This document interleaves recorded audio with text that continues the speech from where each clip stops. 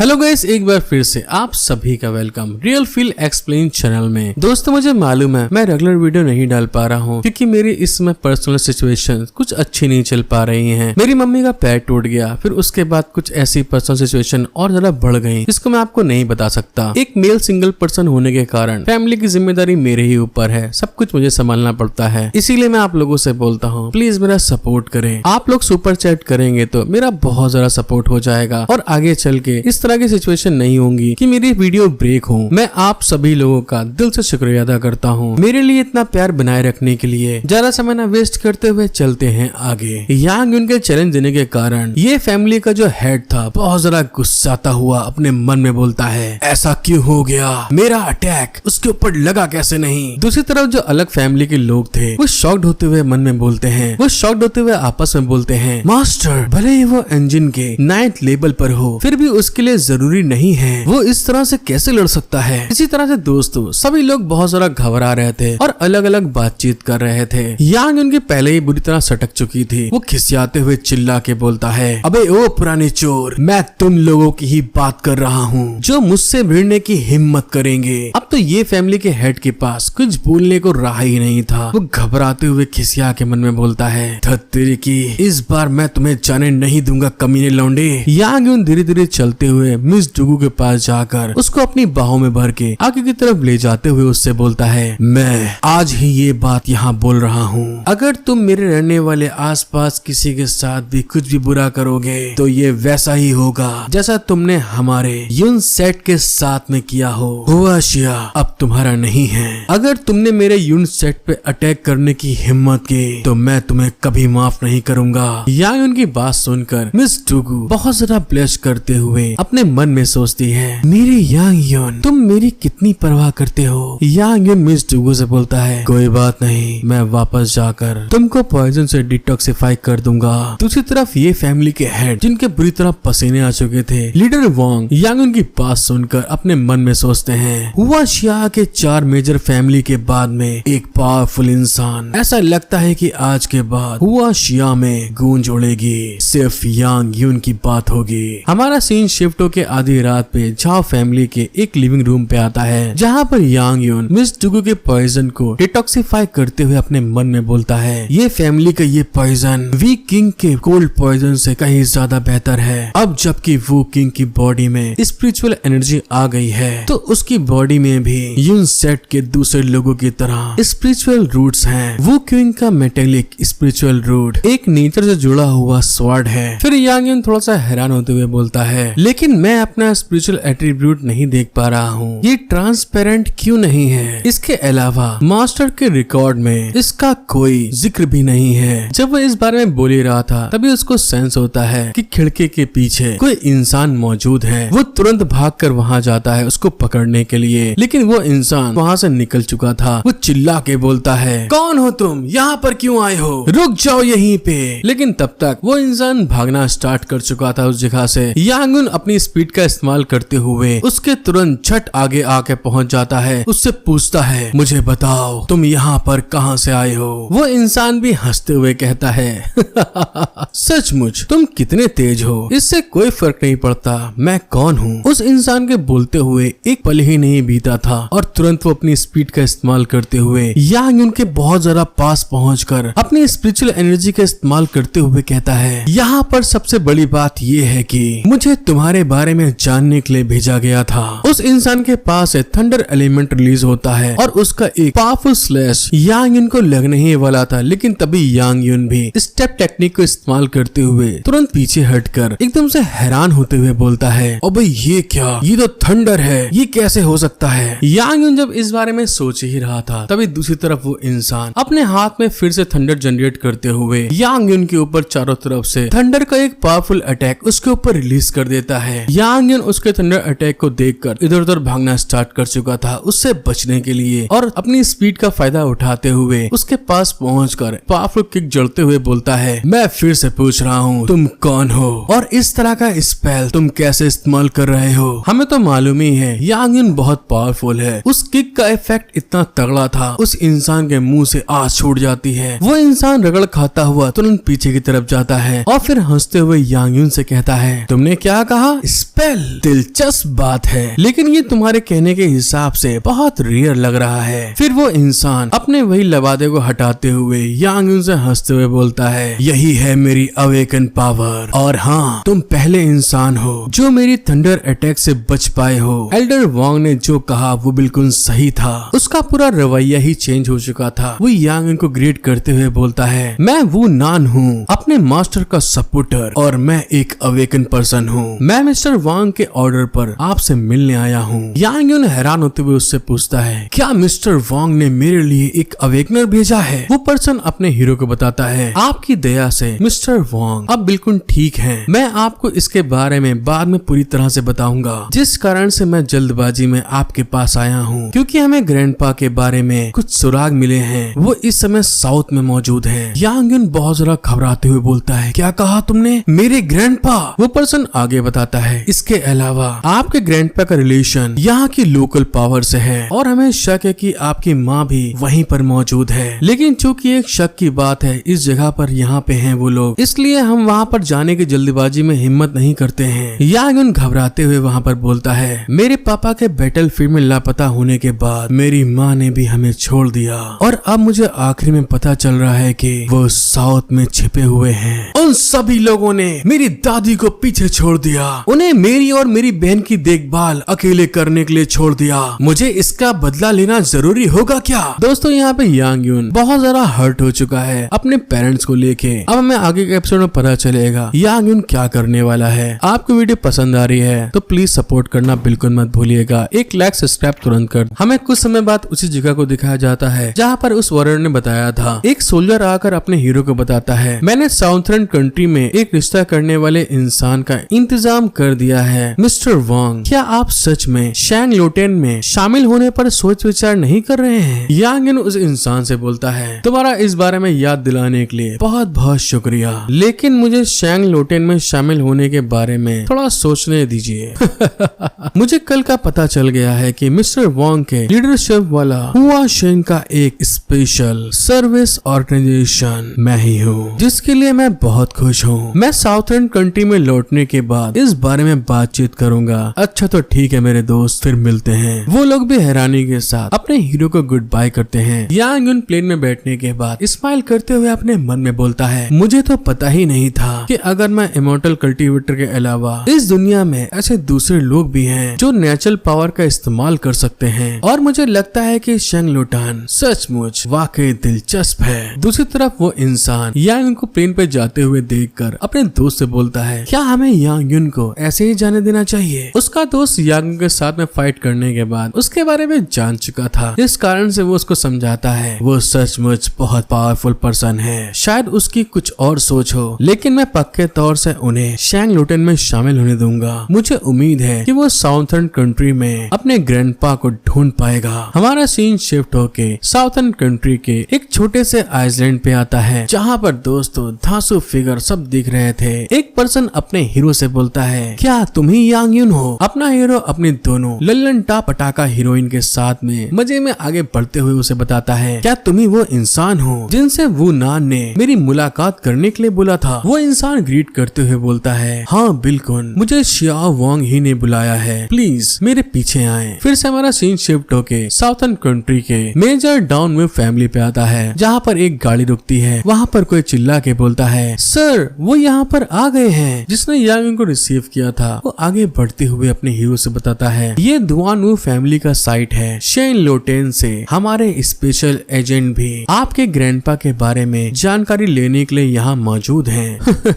आज south east Asia का सबसे बड़ा स्टोन बैटिंग कॉन्फ्रेंस भी यहीं से स्टार्ट हो रहा है। फिर हमें उस जगह का सीन दिखाया जाता है जो कि बहुत बड़ी जगह थी। वहाँ पर सभी लोग स्टोन बैटिंग के लिए आए हुए थे, जहाँ पर हर जगह पर बड़े बड़े स्टोन रखे हुए हैं। यांग यून वहाँ पे रखे स्टोन्स को देखकर अपने मन में बोलता है, लेकिन यहाँ के कुछ रफ स्टोन्स में छुपी हुई ऑरा मौजूद है। उतने में वही पर्सन यांग यून से हंसते हुए बोलता है, मिस्टर यांग, अगर आपका इंटरेस्ट हो तो आप अपनी किस्मत को आजमा सकते हैं। अब इसे क्या मालूम यांग यून की स्टार्टिंग ही यहीं से हुई थी। उसने बस बोला ही था, उतने में बगल में स्टोन कटता है और वहाँ पर एक ग्रीन पत्थर बाहर निकल चुका था। वो इंसान चिल्ला के बोलता है, ये तो झेंग यान ग्रीन है। ये तो बहुत ही अच्छी किस्मत किस्मत की निशानी है। यांग उस पत्थर को देखकर थोड़ा हैरान होते हुए बोलता है, उस रफ स्टोन को एक तरफ रख दो, उसकी ऑरा भी ताकतवर है। क्या उस रफ स्टोन की सतह ऑरा को अलग कर देगी? जिसको देखने के बाद तो यांग जोश से भर चुका था। वो वहाँ पर अपनी कलाई को ऊपर करते हुए हंस के कहता है, पूरा सेट पाने में ज्यादा मिनट नहीं लगेगी। अब तो यहाँ पर मैं खूब पैसा कमाऊंगा। शायद इसमें कोई ऐसा स्पिरिचुअल स्टोन हो जिसका मैं इस्तेमाल कर सकूं। मिस टूगो, लुजुई, प्लीज सभी अपने रफ स्टोन खरीदने में अपनी मदद करो। हमें एक दूसरी जगह पर एक अंधेरे ऑफिस का सीन दिखाया जाता है, जहाँ पर एक इंसान आकर वहाँ के हेड से बोलता है, ग्रैंडपा ली, मैंने सुना है कि अभी अभी हुशिया से बाहर आया था और उसने लगभग एक कार के बराबर रफ स्टोन को 1000 मिलियन में खरीदा। ग्रैंडपा ली शांति से बोलते हैं, पता कर लो कि वो किस फैमिली से है। तुम और वो दोनों हुआशिया से हो, इसलिए उसे ठीक से याद दिला दो कि ज्यादा यहाँ पे आके चालबाजी करने की कोशिश ना करे। पैसे का लेन देन ऐसे नहीं होता।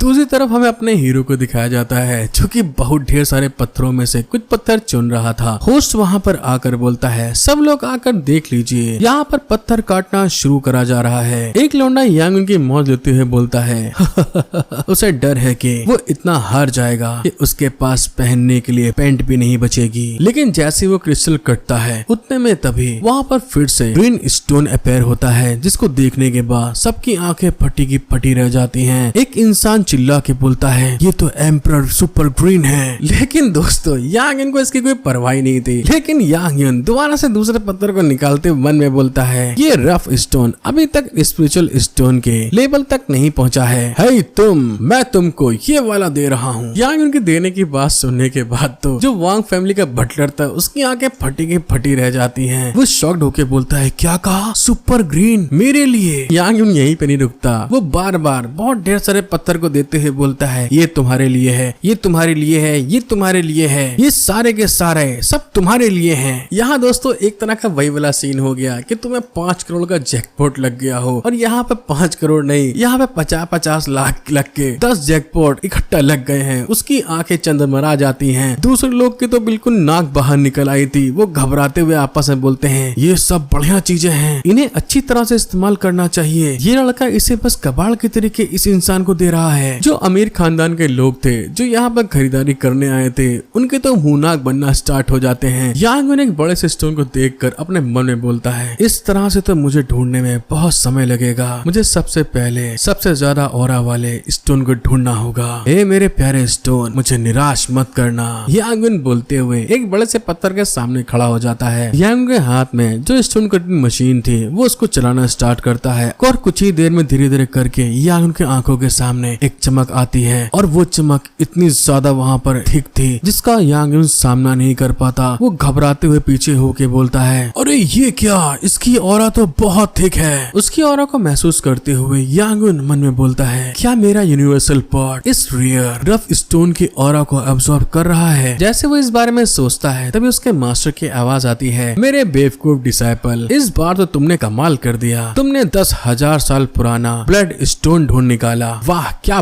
बात है, क्या गजब की तुम्हारे अंदर स्पिरिट है। उस आवाज को सुनकर यांग युन हैरान होकर बोलता है, मास्टर क्या सचमुच ये आप हैं? दूसरी तरफ फिर से उसी ऑफिस में एक स्टाफ मेंबर भाग के जाते हुए बोलता है, ग्रैंडपा ली, उस बच्चे ने 200 जिन पीस के टुकड़ों के अलावा ब्लड जेट का ग्लास भी ढूंढ लिया है। वो इंसान घबराते हुए बोलता है, ये कैसे हो सकता है? दूसरी तरफ हमको यांग युन को दिखाया जाता है जो कि इस सब काम करते करते बहुत ज्यादा थक के अपने मन में बोलता है, इस बार मुझे खजाना मिल गया। इस स्टोन की इनफाइनाइट ऑरा ने सच में मेरे मास्टर को फिर से अवेकन कर दिया। स्टोन की ऑरा अभी भी बहुत ज्यादा मौजूद में है और इसे धीरे धीरे बढ़ाया जा सकता है और अब मुझे डर नहीं है कि ट्रेनिंग के लिए मुझे मटेरियल की जरूरत है। यांग युन जब इस बारे में सोच ही रहा था तभी कोई ताली बजाते हुए उस रूम में एंटर करके बोलता है, कमाल के हो तुम लौंडे, मुझे तो उम्मीद ही नहीं थी तुम इतनी कम उम्र में भी स्टोन को ढूंढने के मामले में इतने कमाल के बनोगे जैसा कि उम्मीद थी। हीरो हमेशा बचपन से ही पैदा होते हैं। मैं युआंग नांग ज्वेलरी ट्रेडिंग कंपनी का मैनेजर मी जुनू हूँ। क्या तुम इस ब्लड जेट को बेचने में इंटरेस्ट रखते हो? हमारी yuan jewellery trading company 1.2 billion yuan में तुम्हारे आइटम को खरीदने को तैयार है। कीमत बहुत बढ़िया है, क्या तुम इसमें इंटरेस्टेड हो? यांग युन थोड़ा हैरान होके बोलता है, क्या कहा? युआन यांग ज्वेलरी ट्रेडिंग कंपनी? दूसरे लोग जब 1.2 बिलियन सुनते हैं उनकी आंखें तो फटे की फटी रह जाती हैं। उनको जीरो ही नहीं समझ में आते कितने लग रहे हैं इसके बीच में। जो उस जगह का ऑनर होता है वो वहाँ पे चिल्ला के बोलता है, 1 मिनट ले रुक जाओ, तुम ऐसा नहीं कर सकते। छोटे बच्चे, तुमने यहाँ बहुत सारे ट्रेजर को कमा लिया है, मैंने सही बोला ना? क्या इस बार ये मुझे नहीं दिया जाना चाहिए? ऑनर की बात सुनने के बाद दूसरा इंसान शॉक होके बोलता है, ये क्या? इस लौंडे के इन पत्थरों के कमाने के कारण ग्रैंडपा लुई को बाहर आना पड़ा। दूसरी तरफ यांग युन जब ग्रैंडपा लुई का नाम सुनता है तो हैरान होते हुए मन में बोलता है, क्या कहा? ग्रैंडपा ली? मुझे ऐसा लग रहा है जैसे मैंने ये जेड का पेंडेंट पहना हुआ है, मेरी माँ के पास भी बिल्कुल ऐसा ही एक पेंडेंट है, कहीं ऐसा तो नहीं ये मेरे मॉम के रिश्तेदार हैं? अब दोस्तों ग्रैंडपा लुई ये कौन है हमें आगे पता चलेगा। यांग रिश्तेदार है या फिर एक और दुश्मन तैयार होने वाला है। आपको वीडियो पसंद आ रही है तो प्लीज मेरा सपोर्ट करना बिल्कुल मत भूलें। जिन्होंने भी अभी तक सब्सक्राइब लाइक नहीं किया है प्लीज मेरा सपोर्ट करें, सब्सक्राइब लाइक तुरंत कर दें। और साथ ही दोस्तों मुझे आपके सपोर्ट की बहुत जरूरत है। मेरा सिस्टम इसमें बहुत ज्यादा गड़बड़ा चुका है जिस कारण से मुझे वीडियो बनाने में थोड़ी सी प्रॉब्लम आ रही है। सो प्लीज मेरा सपोर्ट करने के लिए आप जितना चाहें उतना सुपर चैट मेरे को कर सकते हैं, जिसका QR आपके वीडियो के सामने मौजूद है। ग्रैंडपा ली की बात सुन के वहाँ के लोग शॉक्ड होते हुए बोलते हैं, उन्होंने अभी क्या कहा? हमने ये सब मेहनत से हासिल किया है, हमने ये सब कुछ मेहनत से हासिल किया है। धत तेरे की ये इंसान, तुम क्या करना चाहते हो? फिर ग्रैंडपा ली आगे बढ़ते हुए यांग युन से बोलते हैं, क्या तुम्हें मिस्टर यांग हो? मैं डुआन मूली हूँ, स्टोन बैटिंग का ऑनर और डुआन मू फैमिली का हेड। हिस्ट्री में ऐसा रफ स्टोन पहले कभी नहीं मिला, ये सचमुच बहुत रेयर है। मेरा डुआन मू फैमिली इस रफ स्टोन के 1.8 बिलियन में खरीदने को तैयार है। स्टोन बैटिंग में जितने भी रईसजादे आए थे वो मूली की बात सुनकर हैरान होते हुए बोलते हैं, अरे ये क्या सच में रफ स्टोन को इतनी ज्यादा कीमत में खरीदने को तैयार है? हाँ यार, ये नया लौंडा खूब पैसे चीर रहा है। ग्रैंडपा ली के बगल में खड़ा एक बिजनेसमैन अपने हीरो से बोलता है, तो क्या हुआ, मैं इसके बदले तुम्हें 2 बिलियन दूंगा। ग्रैंडपा ली अपने हीरो को फिर ऑफर देते हैं, मैं तुम्हें इसके बदले 2.2 बिलियन दूंगा। यांग युन की इन सब की बातें सुनने के बाद बहुत ज्यादा सटक जाती है। वो गुस्से में अपनी स्पिरिचुअल पावर को रिलीज करते हुए चिल्ला के कहता है, बस बहुत हुआ, मैंने ये नहीं कहा कि मैं इसे बेचना चाहता हूँ, ये सब करना बंद करो। वो बिजनेसमैन अपने हीरो के ऑरा को महसूस करते हुए घबरा के बोलता है, ये तो इटर्नल एनर्जी है। हाँ, अगर तुम इसे बेचना नहीं चाहते हो तो कोई बात नहीं, इतना गुस्सा होने की जरूरत नहीं है। ग्रैंडपा ली अपने हीरो के अंदर से निकलने वाली एनर्जी को महसूस करते हुए मन में बोलते हैं, इतनी छोटी सी उम्र में इतनी पावरफुल इनर एनर्जी को रिलीज करना कैसे पॉसिबल है? ये तो सचमुच बहुत इंटरेस्टिंग है। इस लड़के का चेहरा मुझे हमेशा ऐसा लगता है जैसे मैंने उसे कहीं देखा हो। ग्रैंडपा ली जब इस बारे में सोच ही रहे थे तभी दूसरी तरफ से एक स्वॉर्ड उड़ती हुई उनके जस्ट सामने आ रही थी। जिस स्वॉर्ड को आते हुए देखकर मिस जुगू आगे बढ़ते हुए उस स्वॉर्ड को डिफेंस करते हुए चिल्ला के बोलती है, वो कौन है जो छुप कर अटैक कर रहा है? ऊपर के माले में एक लौंडा हंसते हुए बोलता है,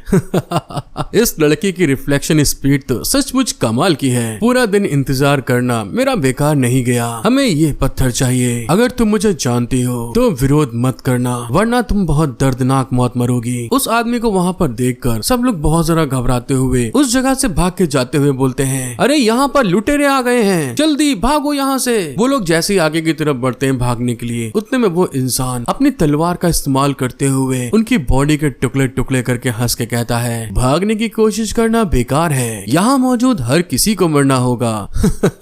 ये तो बहुत मजेदार है। मिस जुगू उस आदमी को इस तरह से लोगों को मारते हुए देखकर तुरंत उसके पास जाकर उसके ऊपर एक पावरफुल तलवार से अटैक करके बोलती है, बस रुक जाओ तुम। वो आदमी भी बहुत अच्छा मार्शल आर्टिस्ट था, जिस कारण से उसने उस अटैक को डॉज करके पीछे की तरफ आता है और अपनी वही धारदार छुरी से अटैक करते हुए उससे बोलता है, ये छोटी बच्ची भी मेरे साथ खेलना चाहती है। मिस जुगू जब अपनी तरफ उन छोटी छोटी नाइफ्स को आते हुए देखती है तो तुरंत जम लगाकर पीछे की तरफ हटते हुए बोलती है, लुइजुई तुम क्या कर रही हो, जल्दी मेरी मदद करो। लुइजुई को तो कुछ समझ में ही नहीं आ रहा था वो करे तो करे क्या। वो हैरान होते हुए बोलती है, ये क्या हो रहा है और मैं कहाँ पर हूँ? यहाँ पर दोस्तों जो लुइजुई की इविल सिस्टर थी उसने अपनी सीधी सादी वाली सिस्टर के साथ बॉडी को स्विच कर लिया है। मिस जुगू उसकी इस तरह की रिएक्शन को देखकर थोड़ा शॉक्ड होते हुए मन में बोलती है, ये क्या हो रहा है, ये वो नहीं है। उतने में वो लौंडा मिस जुगू को ध्यान भटकते हुए देखकर जस्ट उसके पीछे आकर अपनी तलवार से स्लैश चलाते हुए बोलता है, हे प्यारी चम्मक छल्लो, वहाँ ऐसे मत खड़ी रहो वरना तुम मर जाओगी। उसकी तलवार के अटैक से बचने के लिए मिस जुगू अपनी तलवार को जस्ट सामने तो कर देती है, लेकिन उसके फोर्स के इम्पैक्ट के कारण वो पीछे की तरफ सरक के चली जाती है। उसको वहाँ पर उस फोर्स के कारण थोड़ा दर्द भी होता है। ग्रैंडपा ली उसको इस तरह से अपने बैटिंग हॉल में मारामारी करते हुए देखकर बहुत ज्यादा खिसियाते हुए बोलते हैं, मेरे यहाँ घुसकर इस तरह से उपद्रव मचाने की तुम्हारी हिम्मत कैसे हुई?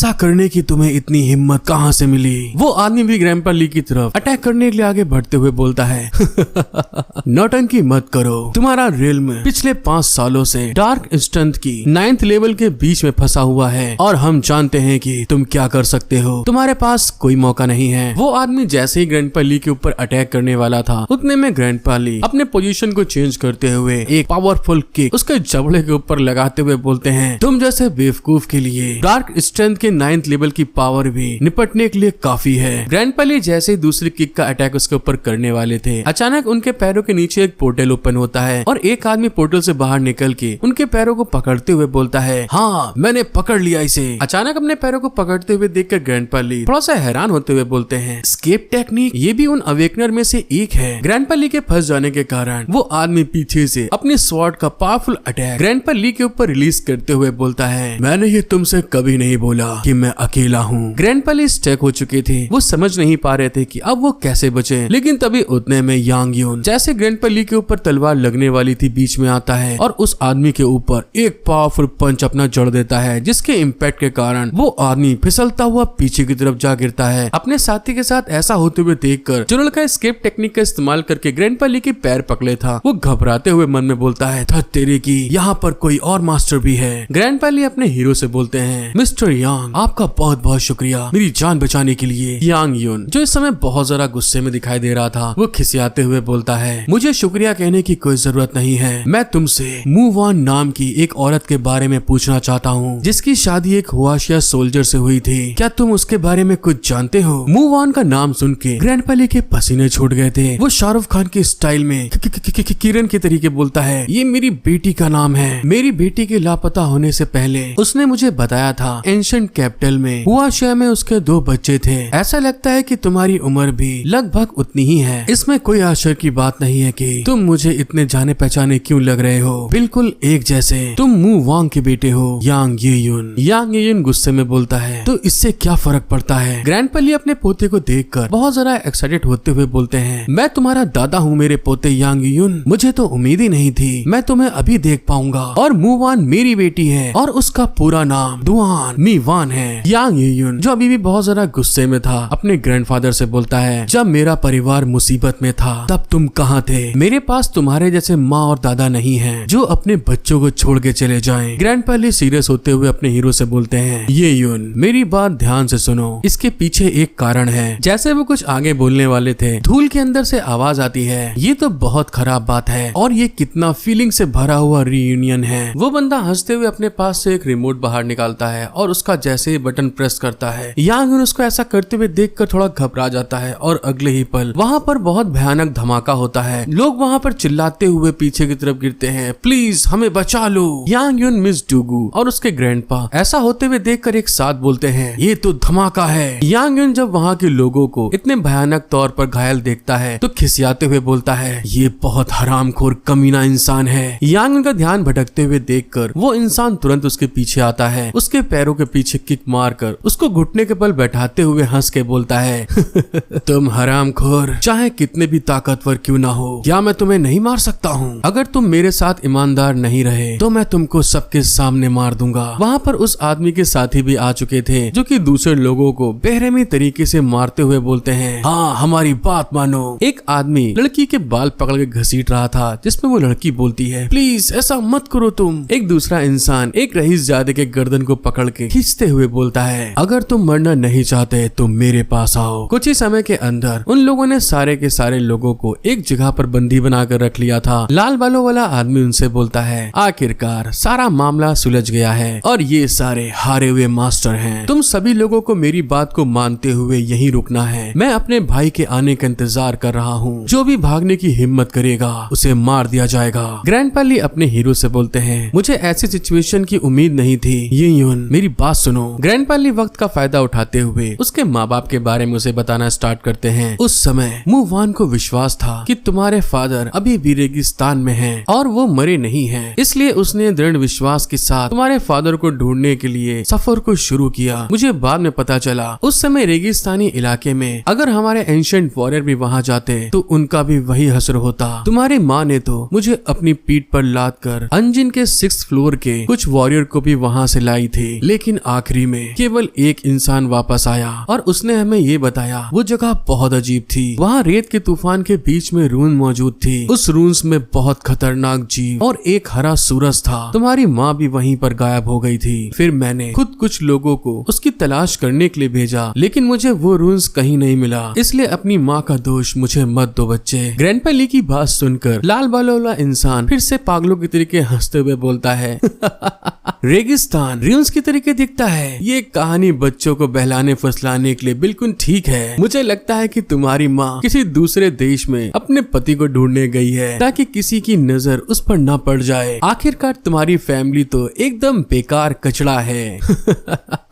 उस इंसान के मुंह से अपनी माँ के बारे में सुन के यांग गुस्से में उस लड़के को घूर के देखता है तो वो लड़का भी गुस्से में यांग के चेहरे के ऊपर एक मुक्का जड़ते हुए बोलता है, तुम ऐसे घूर के क्या देख रहे हो? तुम क्या मुझे मारना चाहते हो? उसका मुक्का खाने के बाद यांग फीकी स्माइल देते हुए बोलता है, तुमने लोगों को पकड़ने के लिए बम लगाया। तुम कितने बड़े बेवकूफ हो। क्या तुम मुझसे मुकाबला करने की हिम्मत करते हो? यांग के मुंह से इस तरह की घमंड वाली बात सुन के उस लौंडे की सटक जाती है। वो गुस्से में उसका चेहरा जमीन पे कस के मारते हुए बोलता है, तू चुप हो जा अभी यहीं पे। मुझे नहीं लगता कि तुम्हें पता है क्या हो रहा है यहाँ पे, और मैं तुम्हें इतनी आसानी से नहीं मार दूंगा। वो आदमी अपना पैर उठा के यांग उनके मुंह के ऊपर मारने वाला था। उतने में यांग उनके साथी चिल्ला के बोलते हैं, नहीं रुक जाओ वहीं पे। लेकिन वो लौंडा नहीं मानता। वो अपना पैर यांग उनके खोपड़ी के ऊपर तड़ाम से मारता है, जिसके इम्पैक्ट के कारण वहाँ की जमीन भी थोड़ी सी टूट जाती है। वो यहीं पे नहीं रुकता। वो बार बार अपने पैरों से यांग उनकी खोपड़ी के ऊपर मार रहा था। उसके साथी ऐसा करते हुए देखकर पीछे बोलते हैं, अबे आज बॉस इतने एक्साइटेड क्यों है? ऐसा लगता है कि उसे दूसरों के द्वारा बकवास कहना बिल्कुल पसंद नहीं है। लाल बालों वाला आदमी यांग को पेलने के बाद यांग को बालों से पकड़ के उठाते हुए बोलता है, तो मुझे बताओ कैसे हो बेटे, क्या तुम इसे झेल पाओगे? यांग फिर से उसकी मौज लेते हुए क्रिपी स्माइल करके कहता है ये तो बस चुटकी काटने की तरह लग रहा है। उस आदमी का पारा अब और हाई हो जाता है। वो अपने पास से चाकू को बाहर निकालते हुए यांग उनको मारने के लिए अपना हाथ आगे बढ़ा के बोलता है, खैर तुम्हें जो ब्लड जेड मिलेगा वो बेकार है, मैं तुम्हारी मदद करूंगा। वो आदमी जैसे ही यांग उनको मारने वाला था, एक आदमी वहाँ पे आके चिल्ला के बोलता है, मिस्टर यांग हमने सारे बम को डिफ्यूज कर दिया है और ये जगह अब सिक्योर है। लाल बाल वाला आदमी इस बात को सुन के हैरान होकर चिल्लाता है, क्या ये कैसे हो सकता है? यांग उन क्रिपी स्माइल के साथ बोलता है, बहुत बढ़िया जियाओ वांग, इसमें कोई हैरानी की बात नहीं है कि वो नान ने तुम्हारा इंतजाम किया। और अगले ही पल यांग यून अपनी स्पिरिचुअल एनर्जी को इतनी तेजी के साथ बाहर रिलीज करता है। लाल बाल वाला आदमी तो सरकता हुआ पीछे की तरफ चला गया था। वो यांग यून की पावर को देख के घबराते हुए बोलता है, इतने कम समय में सारे बम को डिफ्यूज करना नामुमकिन है। तुमने विस्फोटक मटेरियल पहले से कैसे ढूंढ लिए? उसका बस ये बोलना ही था। यांग यून तुरंत अपनी स्पीड का इस्तेमाल करते हुए उसके पास आकर उसके पेट के ऊपर एक अपनी पावरफुल भयानक किक जड़ देता है, जिसके इम्पैक्ट के कारण उस आदमी के मुंह से तो खून निकल आया था। यांग यून क्रिपी स्माइल के साथ हंसते हुए बोलता है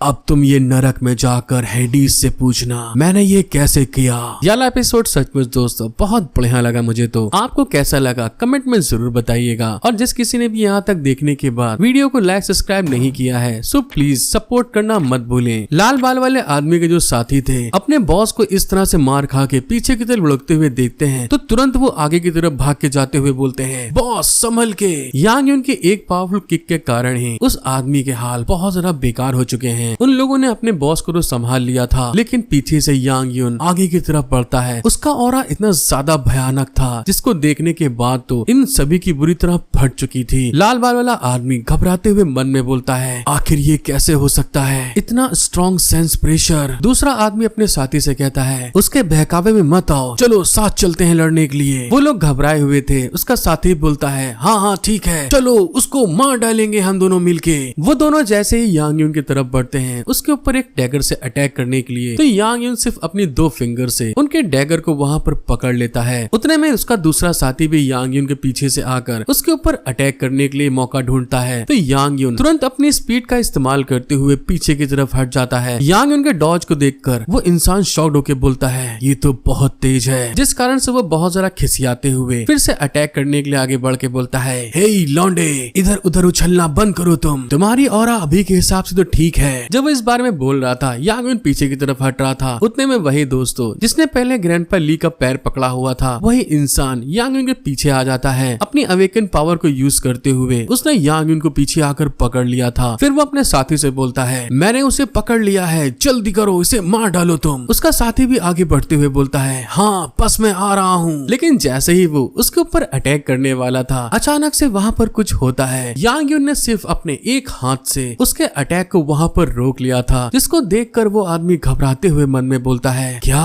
उसने सचमुच अभी अभी मेरे हिडन वेपन को रोक लिया। साथ ही साथ यांग यून तुरंत वहाँ पर उसके ऊपर एक पावरफुल अटैक कर देता है, जिसके इम्पैक्ट के कारण उस लौंडे की वहाँ पर आंखें बाहर आ गई थी, मुंह से खून निकल आता है। फिर वो उसी हथियार का इस्तेमाल करते हुए जो लौंडा पीछे उसके ऊपर बेताल बना बैठा था, उसकी आंखों के अंदर भी वही डैगर घुसेड़ देता है, जिस कारण से वो यांग यून को छोड़ के बुरी तरह चिल्लाते हुए बोलता है, मेरी आंख। जिस आदमी को यांग यून ने अपने अटैक से पीछे की तरफ किया था, वो यांग यून के इस तरह के अटैक को देखकर घबराते हुए मन में बोलता है, इसके और हमारे बीच में ताकत का बहुत बड़ा अंतर है, मैंने उसे कम आंका है। वो लौंडा जब इस बारे में सोच ही रहा था, तभी यांग यून अपनी स्पीड को फिर से यूज करते हुए उसके बगल में आता है, उसके चेहरे को पीछे की तरफ ढकेलते हुए बोलता है, तुम किस बात के लिए यहाँ पर इंतजार कर रहे हो। उस आदमी को तो कुछ समझ में नहीं आता, इतना तेज रिफ्लेक्शन था। यांग यून अगले ही पल उसके सर को जमीन में सीधे धड़ाम से लड़ा देता है, जिसके कारण जमीन भी वहाँ पर चिटक गई थी। लाल बालों वाला आदमी वहाँ से भागने की कोशिश करता है। पीछे अपने साथियों की आवाज सुन के वो घबराते हुए मन में बोलता है, इतनी दूर तक ऐसे भागने के बाद मुझे बच निकलने में कामयाब हो जाना चाहिए। वो जब भागते हुए इस बारे में सोच ही रहा था, तभी अचानक से वो किसी की छाती पे जाकर लड़ जाता है। और वो कौन है दोस्तों, हमें तो मालूम ही है। उसके जस्ट सामने यांग यून उसके दोनों साथियों को लेके खड़ा हुआ उससे कहता है, तुम इतनी जल्दी में कहाँ पर जा रहे हो। वो आदमी घबराते हुए यांग यून से बोलता है, उनमें से किसी ने भी तुमको पीछे नहीं रोका। लेकिन जब वो अपने साथियों को यांग यून के हाथों में देखता है, तो घबराते हुए मन में बोलता है, अरे नहीं यार, मेरे पास सिर्फ एक तरीका है जिसका मैं इस्तेमाल कर सकता हूँ। वो तुरंत यांग यून के कदमों पे जाके गिर जाता है। वो यांग यून से माफी मांगते हुए बोलता है, मुझे माफ कर दो, मुझसे बहुत बड़ी गलती हो गई, मैं ऐसा कभी नहीं करूंगा, मेरे पास भी कुछ मजबूरियां हैं, और जब मैं यहाँ पर आया तो मेरी मुलाकात तुमसे हो गई। उसकी इस तरह से हरकत देख के यांग यून उसके साथियों को नीचे छोड़ता है, जिस कारण से उस आदमी के पसीने छूट रहे थे कि अब ये मेरा क्या करने वाला है। वो घबराते हुए यांग यून से फिर बोलता है, अगर आप मुझे यहाँ से जाने देने को तैयार हैं, तो मैं आपको पहले से जमा किए गए सारे ट्रेजर दे सकता हूँ। साउथर्न कंट्री की कई खूबसूरत लड़कियां भी हैं, जिनकी उम्र 10 से 30 साल के बीच है। वो सोच रहा था यांग यून इसको छोड़ देगा, लेकिन ये सारी बात सुनने के बाद यांग यून का पारा और हाई हो जाता है। वो उसकी खोपड़ी को सीधे अपने पैरों से नीचे धड़ाम से जमीन पे मार देता है, और इस बार का प्रेशर तो इतना ज्यादा था, उसके फोर्स का वेव जमीन के नीचे होते हुए आगे की तरफ बढ़ता है। यांग यून खिसियाते हुए लाल बालों वाले आदमी से बोलता है, तुम्हें क्या लगता है कि मैं तुम्हारे जैसे नीच इंसान को क्यों जाने दूंगा। उतने में ग्रैंडपा ली भी यांग यून का पीछा करते हुए उसके पास आकर बोलते हैं, ये यून, क्या तुम ठीक हो। ग्रैंडपा ली को देख के यांग यून उनकी तरफ पलट के बोलता है, हाँ मैं ठीक हूँ। हॉल की सिचुएशन क्या है। ग्रैंडपा उसको वहाँ की सिचुएशन बताते हैं। बचे हुए सभी लोग नौसिखिए हैं और उन्हें वश में कर लिया गया है। मैं इन लोगों की डिटेल से जांच करने के लिए किसी को वहाँ पर छोड़ दूंगा, तुम चिंता मत करो। यांग यून लाल बालों वाले इंसान की तरफ देख के बोलता है, हाँ ठीक है, मैं समझ गया। उतने में ग्रैंडपा ली हंसते हुए अपने हीरो से बोलते हैं, मुझे इसे यही निपटाने दो, पहले हम मेरे घर चलते हैं। फिर हमारा सीन शिफ्ट होके डुआन मूलिस के हाउस पे आता है, जहाँ पर ल्यू क्यूसी को बांध के रखा गया था। वो वहाँ पर घबराते हुए बोलती है, मिस्टर यांग, मुझे कुछ भी दिखाई नहीं दे रहा है, क्या आप यूकिंग को बता सकते हैं क्या हुआ था। लेकिन दोस्तों कुछ भी कहो, इसका ये पोज देखने में सचमुच बहुत औसम है। यांग यून इस समय बहुत ज्यादा गुस्सा है, क्योंकि हॉल के अंदर इस लड़की ने बिल्कुल भी मदद नहीं करी थी। वो खिसियाते हुए ल्यू क्यूसी से बोलता है, क्या तुम अब भी दिखावा करना चाहती हो।